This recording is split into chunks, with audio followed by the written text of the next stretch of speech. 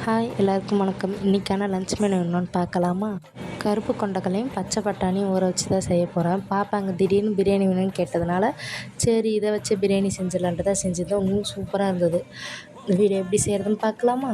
Cooker வச்சு அதில் எண்ணெய் ஊற்றி பூ பட்டை எல்லாமே சேர்த்து ஒரு 2 பெரிய வெங்காயம், 2 பச்சை மிளகா, 3 தக்காளி பழம், இஞ்சி பூண்டு 1 டேபிள் ஸ்பூன் சேர்த்து நல்லா வதக்கி விட்டுக்கலாம். அது கூடவே வீட்டில் அரைச்ச பிரியாணி மசாலா சேர்த்து நல்லா கிண்டி விட்டு சிக்கன் மசாலா கொஞ்சம், தனி மிளகாத்தூள் கொஞ்சம் சேர்த்து நல்லா வதக்கி விட்டுக்கலாம்.